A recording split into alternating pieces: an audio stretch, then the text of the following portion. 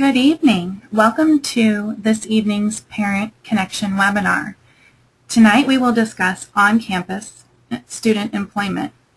I have two presenters here with me this evening who will provide an overview regarding the types of student employment, how to qualify, and how to be competitive. First, let me introduce myself. My name is Cynthia Batchelor, and I'm the Assistant Director of Alumni and Parent Relations. I serve as a resource to help ensure parents get connected with the correct department or person or resource on campus in order to address their specific questions.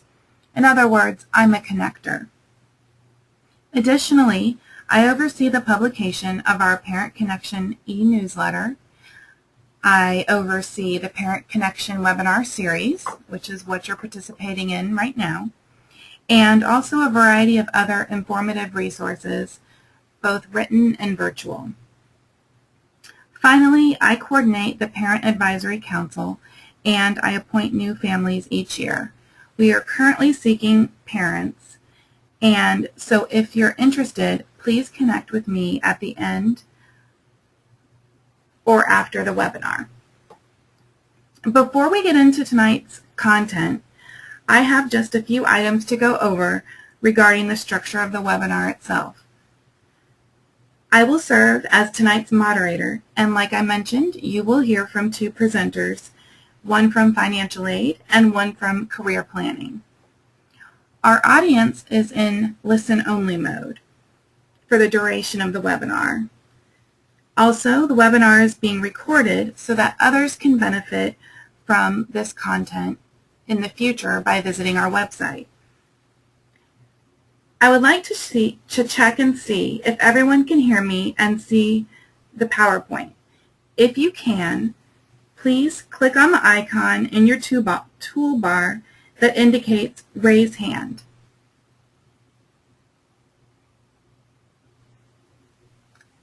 Okay, great. Thank you. It seems everyone is set, and you can go ahead and unclick it. Great. Now, throughout the presentation, should you have any technical issues, please use that same raise hand feature, and I will chat with you privately, if possible, to try and help you resolve whatever issue you may be having. If you have a question for one of the presenters, please type it into the question box. The presenters cannot see your questions, but as the moderator, I can. As such, I will do my best to ask the presenter your question prior to the presenter moving on to the next slide. Any questions I am able to ask during the presentation, I will be sure to ask at the end. Also, at the end, you will have another opportunity to ask questions to either of our presenters. One last note about questions. Please keep your questions general in nature.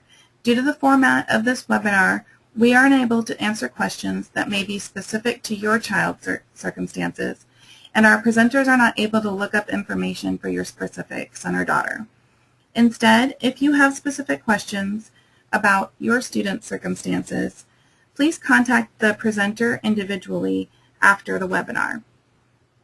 I also want to share that all institutions of higher education are governed by what is called the Family Educational Rights and Privacy Act, and therefore they're required to protect your student's information.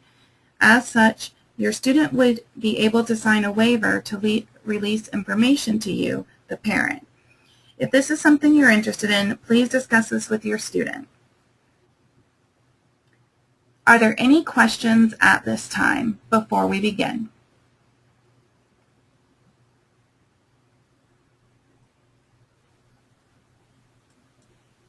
Okay. If not, I will go ahead and introduce our first presenter. Next slide. And this is Frank Jackson, and he's our financial aid advisor here at the university campus. And I will have him tell you a little bit more about himself as well.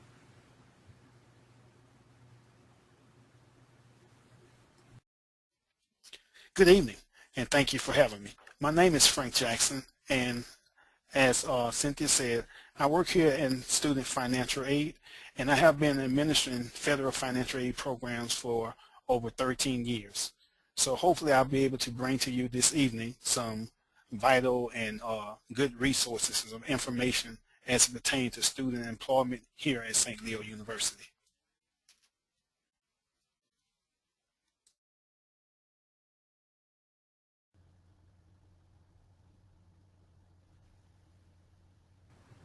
Next, I'd like to introduce our other speaker from Career Planning, and his name is Rob Liddell. He is the Director of the Office of Career Planning, also here at the University campus. Rob? And good evening, Cynthia. Good evening, Frank, and our esteemed guest. Thank you so much, Frank, for the offer to host us tonight, and Cynthia to moderate our discussion. Frank obviously is my bow tie brother, and I am delighted to been in this role now for 2 years as the Director of Career Planning here. I have had numerous set of experiences beginning in internal process improvement in a healthcare organization, human resources at a large metropolitan research-based university, also some time in academic program management and student affairs assessment. So in addition to these experiences, I have the great fortune of leveraging my own personal experiences of not only looking for work, but also majoring in something that's relevant and attempting to make my dreams become reality. And so in addition to becoming, actually celebrating our 12th year of marriage and having 4 children at home, I have the awesome privilege to work in the trenches with your sons and daughters as they begin to figure out what their life might look like. So we partner with you and partner with your students to begin to translate dreams and ambitions into academic majors, internships, and other experiential programs. And lastly, we try to coach and assist them in securing their first post-college job. So again, it's my distinct pleasure being here at St. Leo, but also being here with you tonight on this webinar.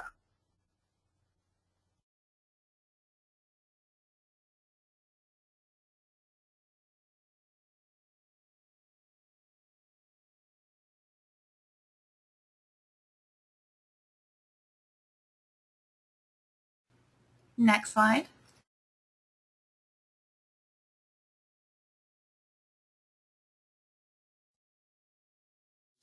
Thank you, Rob. Okay, I guess the big question is tonight is, what is federal work study? What is student employment? And how does someone qualifies? Federal work study programs are any need-based programs that give students the opportunity to work part-time while enrolled in school. Eligibility is determined by the information that's submitted on the FAFSA application. So basically each year a student is required to fill out a FAFSA application, and the information that's entered in by the parents and or the student, the federal government uses that to determine if a student is eligible for federal work study. Positions are paid with federal or university funds. Students should check their E-Line account to view if their federal work study has been awarded to them.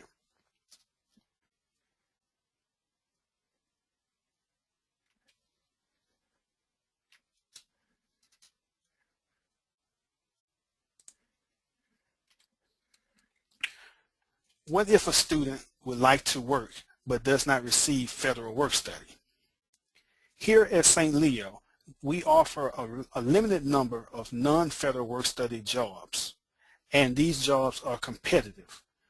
One of the suggestions that I have with our future student and current students or parents when we get the question, I tell them to go out to our employment website and look under student employment.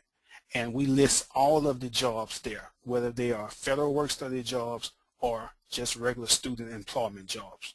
But once again, these jobs are very competitive.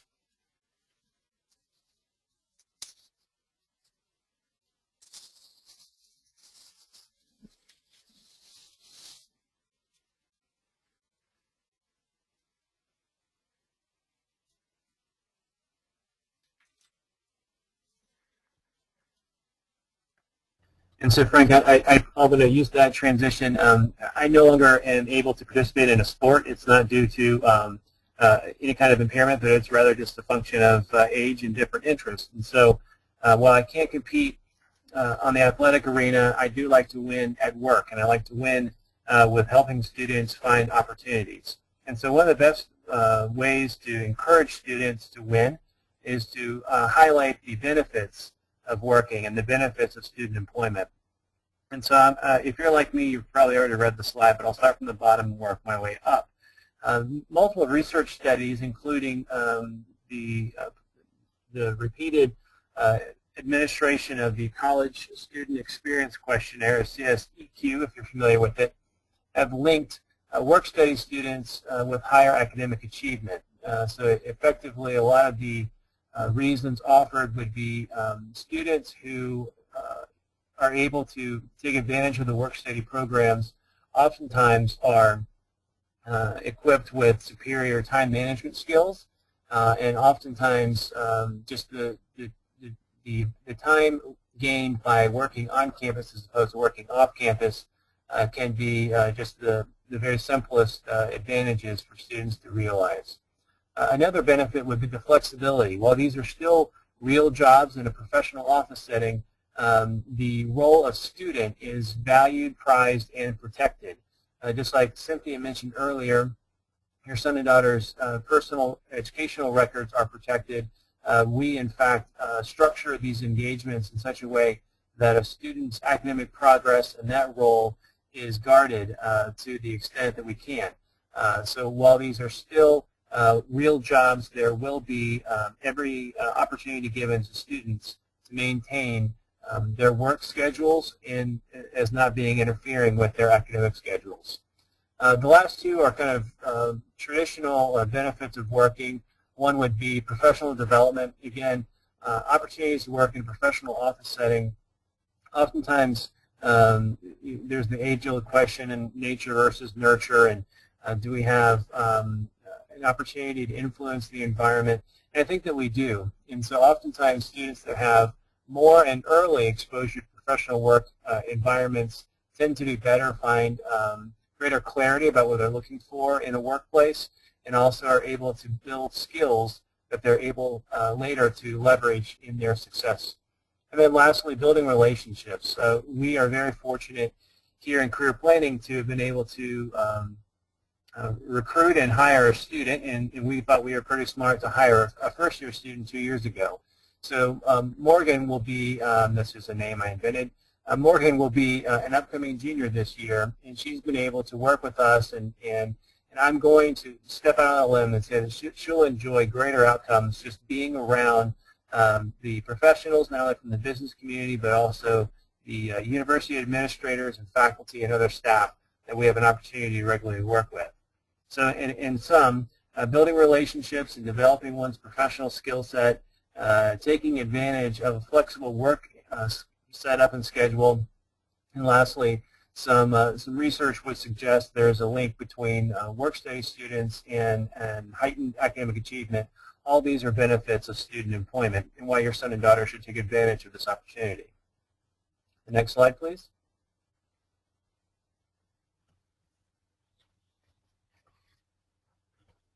So the job application process, as Frank mentioned, they will be listed on our university website, and the website is listed there for you, stleo.edu/jobs.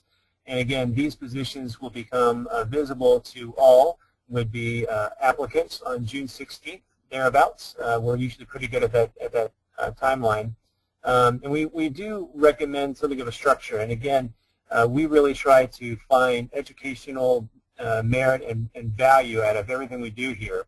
And so we ask students to complete an application, to draft a cover letter, and also to submit a resume. In our department here in career planning, we're able to provide templates, but we'd much rather prefer to meet with your students, your sons and daughters, to get a good sense about what they've done and maybe some skills that they can leverage to, again, help them win out in the very competitive student employment landscape we have. And so we go through a number of interventions, if you will. We do rely on narrative counseling. We try to, again, get a good sense about who students are before we start sloppily guiding them through a resume template. And oftentimes, a student's resume and maybe the first cover letter they write would be the first type of professional document that they produce. I think if anyone would be honest, they would agree that academic writing, everyday writing, and professional writing, they're in 3 different categories. And so we would hope to begin a conversation about how to professionally put forward your experiences and in order to win the eye of a supervisor. And again, lastly, just another reminder, federal work study and non-federal work study jobs, they are available on a first-come, first-served basis. And here at St. Leo, we really do believe in a merit-based approach where the best students, as meeting the stated requirements and criterion and schedule availability, those are the students that ought to have the opportunity. So again, the job application process we're trying to enact and structure is going to mirror what they will encounter as they leave and graduate from St. Leo. Next slide, please. And so it wouldn't be very fair of us to help them with more professional seeming resumes and cover letters if we would kind of let them fall down on the job and kind of blow it in the interview.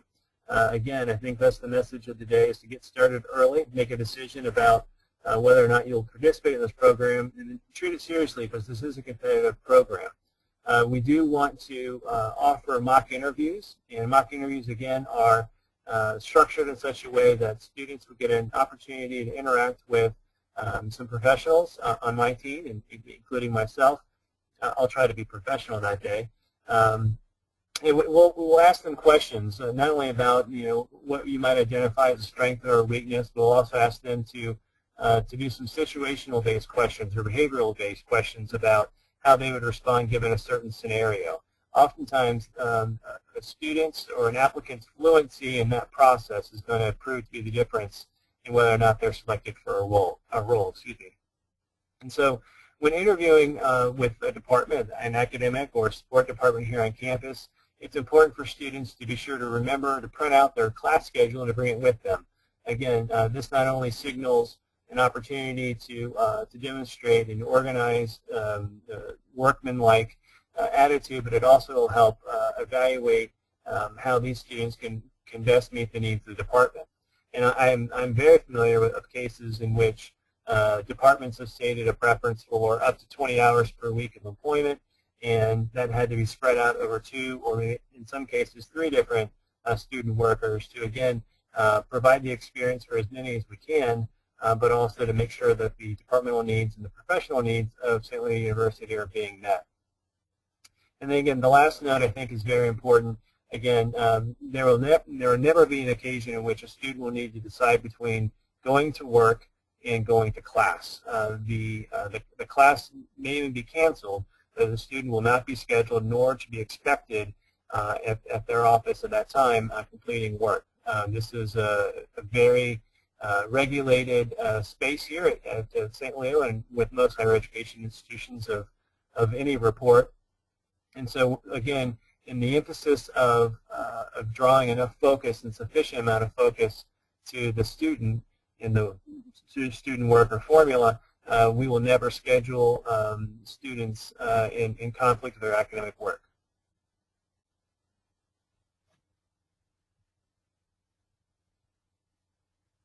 Cynthia, do we have any questions about the previous 3 slides? No, we don't at this time. I'll pause just to see if anybody wanted to ask a question. So if you do, please type it into the question box.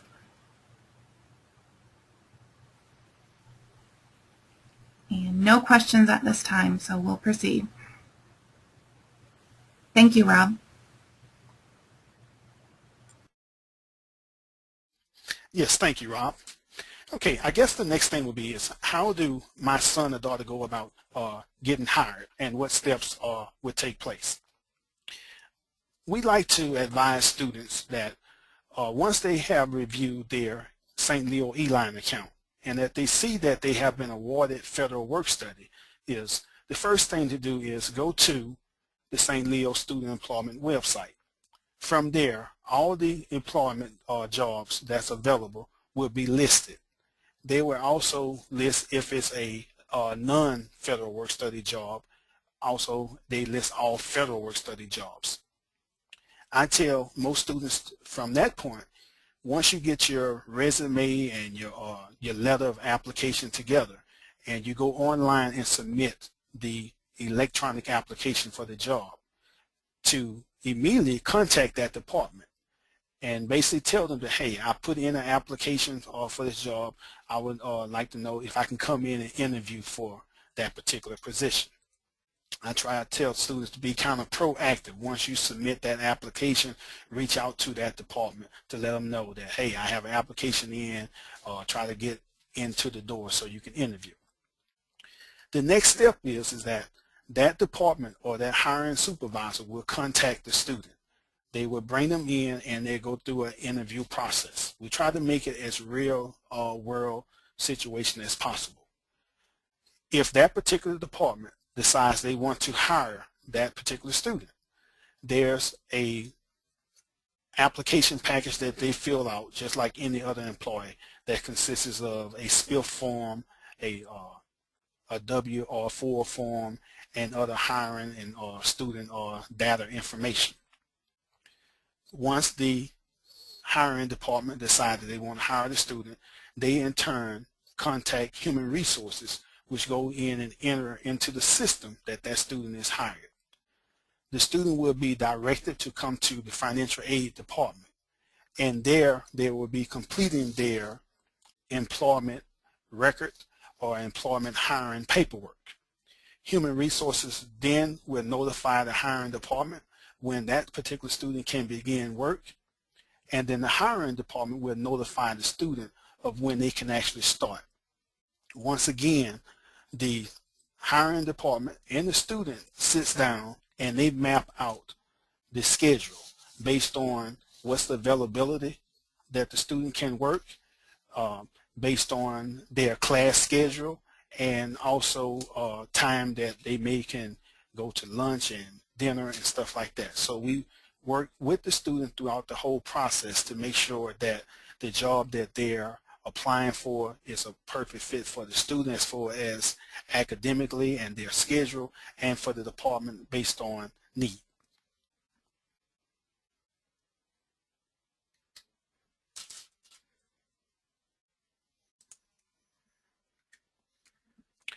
Acceptable documentation. Acceptable documentation can be original forms of acceptance of acceptable identification are needed in order to complete the hiring process. Forms of identification must be unexpired. For example, if the student is using their state ID or the state driver license, it cannot be expired. If the student is using a U.S. passport, it cannot be expired. Our Human Resources Department actually handles this process, and they are in charge with actually checking the validity of all documents. According to the federal guidelines, employers may present one selection from List A or a combination from Section B or C of the forms.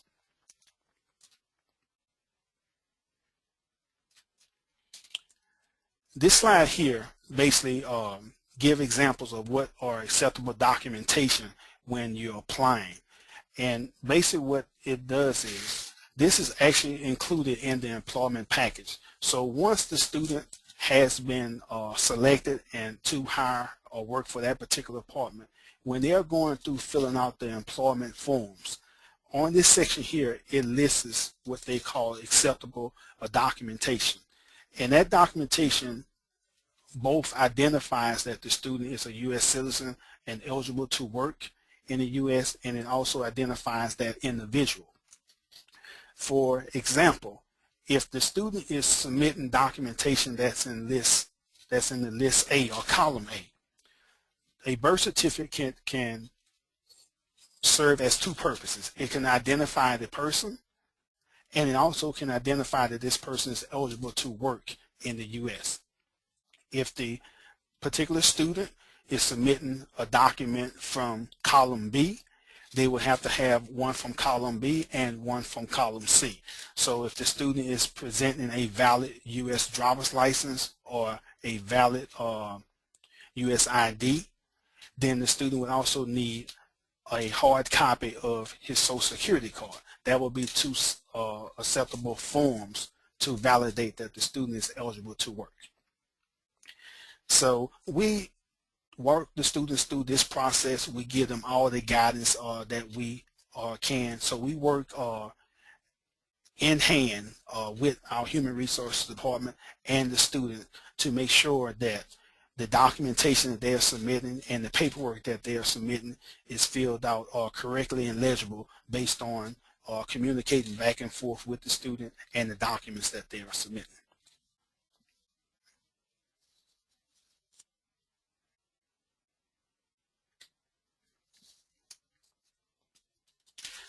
Compensation. Basically, a worker is paid an hourly wage determined by their job classification and years of experience within that position. Most jobs, or all jobs here at St. Leo, we have a starting pay rate of $7.93. That pay rate is in compliance with the federal wage. The pay scale and the pay schedule is available on St. Leo University website for all student employment. Employees are required to sign up for direct deposit. Once again, in the hiring paperwork, when the student goes in to fill out their W-4 and select whatever exemptions and stuff like that that they choose, there's a student data form. There's also a direct deposit form where they can fill out, and we basically push that and try to push that option to students. It kind of helps, and it gets their paychecks to them faster. So we encourage them to actually fill out the direct deposit form. We always tell them that it's good to have a voided blank check with that.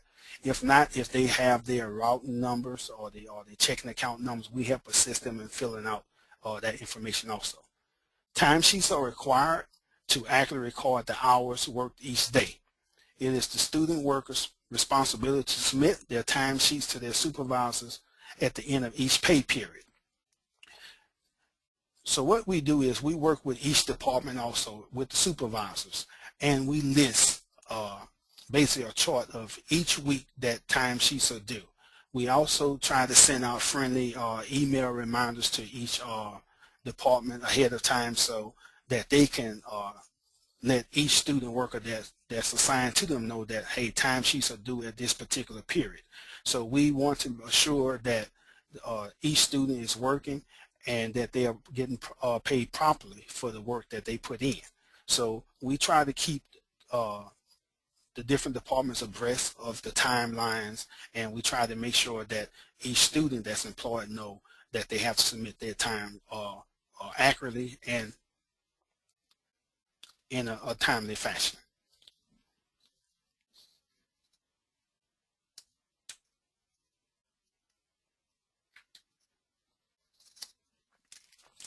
So and right now that kind of ends this presentation right there, but we will open it up, Cynthia, I'm assuming, for any questions that that any of our guests may have.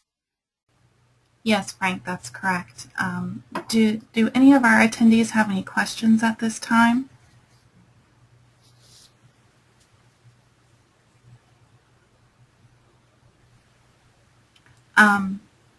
I don't see any questions coming in. I just want to state for any of you who may have come in during the presentation after we went over how to submit a question.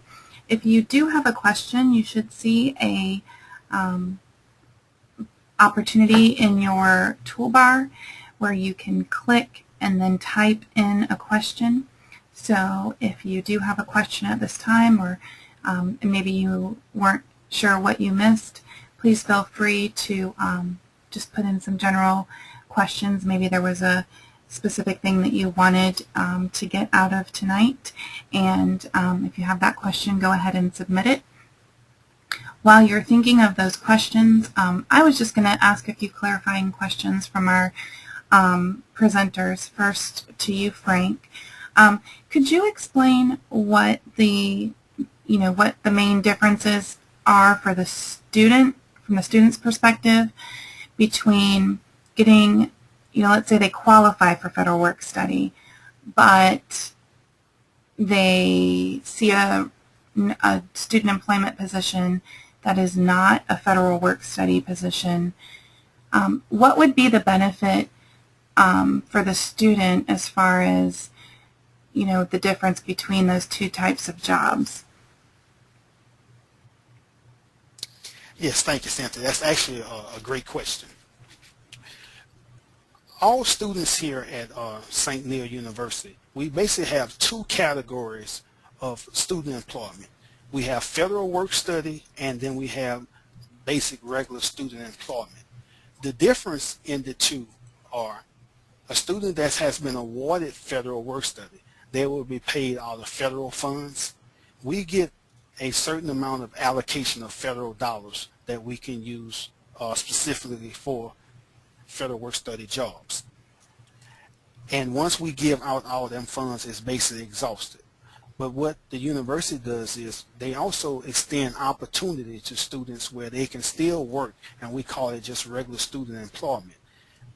Them particular students, if they get a job, they are paid out of that department budget. So basically the difference between a federal work study job and a student employment job is where the funds are coming that the student is earning. The funds will either come from the federal government or it will come from the institution. As far as the job function is basically the same. And when they are working, they can be working side by side in that same department. And there's no difference in the federal work study student or the regular student employment. It's the same pay rate, it's the same job functions, and everything that they submit as far as with time and everything, it still just says student employment. So as far as from a student's perspective, they are basically just working a student employment job. On the back end, administrative wise, we basically handle which funding that the funds are actually coming from. But once again, I like to tell that most students and parents, if your son or daughter wasn't selected or didn't get awarded federal work study, I still recommend that they go to our website, look out there for the student employment jobs and apply. Also, a good thing is that as the semester starts, if that particular student wasn't awarded, to reach out to us in the financial aid office. There's different things that comes up where we may have awarded certain students. They choose, unfortunately, not to attend St. Leo, or they may have other funding sources that comes in and they decline or they may reject their federal work study. So then we can go back in and look at other needed students based off of their FAFSA numbers, and we may can offer them federal work study. We also assist students that wasn't selected in getting just regular student employment jobs.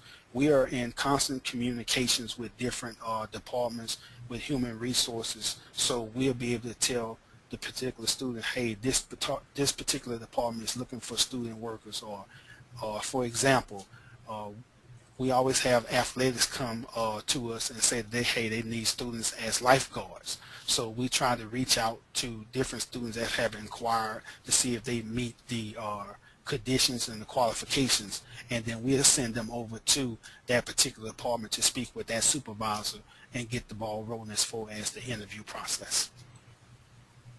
Okay, great. We do have a question from one of our attendees, and this may be a question more for Rob. I'll let you guys both determine that. The question is, what kind of cover letter do we need for our application? Sure, Frank, I'd be happy to start on that one. Effectively, a cover letter is, there's really a couple of goals. A cover letter is purpose is to get an employer or a hiring officer to be interested in a resume. Then the resume's goal is to get an interview, and the interview is the purpose of the interview is to again win a job offer, that is. So when it comes to a cover letter, we're interested primarily in just passing forward some example of writing fluency because nonverbal communication is great, but however, we truly try to develop and launch out students' ability to communicate through written expression. And so it could be as simple as, hello, my name is Rob, and I'm interested in applying for the position I saw listed at St. Leo University job website in your department. And I'm an upcoming sophomore, and I'm in my first year on campus. I was involved in visa activities while I was pursuing general studies towards a major in this discipline. I've been exposed to professional office settings over the summer when I've been able to work with my family's business, and I find general ledger and accounting principles to be fascinating. I'm one of those quantifiable guys. So it could be casual, as I just dictated, or it could be a little more straight, and can just basically convey just general student characteristics such as their schedule, their intended major, or some of their extracurricular or co-curricular programs that they're associated with. And then it's always a good thing to talk about our core values. As Cynthia no doubt has exposed you to, and maybe what's drawing your initial interest to the university, is the fact that we really live and breathe our institutional core values here. And so that's always a great technique and strategy, working at St. Leo, but also working in other employers or other institutions, would be to encourage a student or an applicant to assess any kind of discernible cues about what counts, what's valuable within the employer, and then incorporate stories and examples and opportunities they've had to demonstrate and model and even embody that particular value. So again, cover letters, the goal there is to share a writing example, but also to convey information that could be used to excite an employer or a manager to pursue a candidate's qualifications and experiences further. Great, thank you, Rob. Frank, are you okay with that? Yeah, and the Office of Career Planning can also assist students maybe who have never done a cover letter before. You can kind of assist them with that process as well. Is that correct? That's correct. We meet with a lot of students that are very well decided, and maybe some would even refer to as being sophisticated in their development. But the majority of our students have never really been asked to develop anything like a cover letter or a professional resume. So we really take that on as a special joy of our work, is connecting and kind of opening up the world for your sons and daughters. Great, thank you. I have another question. I believe this is probably more geared towards Frank. The question is, can my daughter still have a part-time job also with work study? Okay, yes, that is a common question that comes up. Currently, right now, university policy doesn't allow a student to have but one institutional job, meaning that if your son or daughter has been awarded federal work study and they choose to work on campus, they are not allowed to have another student employment job on campus, whether if it's federal work study or non-federal work study. Now, but if your son or daughter chooses they want to, per se, have a job off campus, say at one of the local retail stores or one of the local fast food restaurants, it doesn't govern that. That's strictly a choice that your son or daughter would make. We would just kind of give them guidance and understanding that one, they are a student first, and they need to have time management. That might be kind of tough, them juggling school work and everything that goes on campus, and also having a work-study job on campus, and then working technically what I call a third job is a part-time job off campus. I always like to tell students that when we are advising them or giving them guidance, is that their first job is a full-time student here on the campus. The second job is that federal work-study or that student employment job that they have. So if to answer your question, yes, your son or daughter can have a part-time job. It just can't be affiliated with the campus. It can't be student employment or federal work-study employment. The student can only have one particular job on the campus. I hope that answered your question. I believe it did. Does anybody have any follow-up questions to any of the questions that have been asked so far, or any additional questions?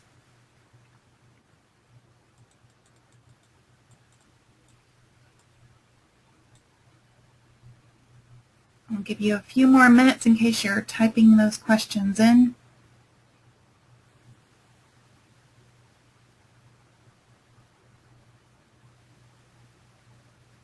Okay, well, it looks like that's all the questions we have from our audience members. Do either Rob or Frank, would you guys like to say a few closing words? Well, I would, Cynthia. I just want to thank you, Yes, parents, for being engaged in this webinar, and it really just gives great testimony to the level of engagement that we enjoy here as the professional staff surrounding your sons and daughters as they pursue their higher education degrees. And again, it's just a distinct honor to serve and just continue to stay engaged in your child's life. And I'd be looking forward to meeting several of you on campus as opportunities present themselves. And finally, please be looking out for the Career Corner. Cynthia is kind enough to allow me to write a little message from my office, from my desk, on the occasional time that we get a chance to send out a newsletter. So again, your engagement, your feedback is appreciated, noted, and we just distinctly want to thank you for allowing us to partner with you as your sons and daughters become themselves. Great, thank you, Rob. How about from you, Frank? Yes, I would like to piggyback on Rob also. I would like to thank you, parents and our students, for logging in this evening and listening to us. Give basically an explanation, clear up any questions that you may have regarding the financial aid process, in particular, federal work-study or student employment. Once again, we are here to actually service your son and daughter through any financing of their education, not only the first year, but throughout their academic matriculation. I recommend, and I like to tell students and parents all the time, that we are here to assist you, not just to get your son or daughter here for 1 year or 1 semester. We are here for them to see them go across that stage and get that diploma. With that, our offices are open up at any time. The student doesn't need to make an appointment to come see us. We are here Monday through Friday from 8 to 5. We assist students with anything that we can, whether if it's federal dollars, state dollars, institutional dollars. We try to walk hand in hand with your sons or daughters throughout this employment process. Like I say, if your son or daughter unfortunately wasn't awarded work study, then they would need to contact us. We can see what we can do to reach out to different other departments to see if there's other student employment opportunities. A good resource is our Career Center. We send students there all the time to speak with Rob and his staff as far as the application process, working with them, filling out cover letters or interest letters. So like I said, we are basically here as a resource, basically an extra hand with helping them with the process. It can be a scary situation the first time when you're sending your son and daughter to school. We understand that, but we are here to kind of partner with you and to take some of that stress off of you. Once again, I thank you for signing in and listening to us this presentation, and I look forward to meeting you and your son or daughter. And again, thank you once. Well, thank you so much, Frank, and thank you very much, Rob. Our two esteemed professionals here with us tonight, providing you guys with information for your sons or daughters. And I may have just gotten another question. Just a second. I did. Do you know exactly on the stleo.edu jobs website what we can apply to? Okay, I could take that question if you want. And it looks like, so the question goes a little bit more, work, study, office, employee, student involvement. What is the name or position that my daughter would apply to? Okay. I guess the best way to explain how you can navigate through what jobs are available for students, when you go to St. Leo website and you click the tab that says employment, when the page comes up, it's going to break it down in categories as far as administrative, professional, faculty, staff, and then it have student. If you click on the tab that lists students, it's going to list all of the student employment jobs. You may see something that say orientation leader. You may see office assistant. You may see peer mentor. What it's basically doing is that's the title of that particular position, and underneath in the description it's going to list kind of general what are the requirements for that position and what are the particular duties that's needed. So each one of them particular titles that you was given or that you asked, them are actually different jobs. For example, we have student employees that works in our library, and they have different titles. You have some that works as circulation assistants. You have some that works as general or clerical. You have some that works in the book emporium. So they basically title the job position as far as the description as far as what is required of the student.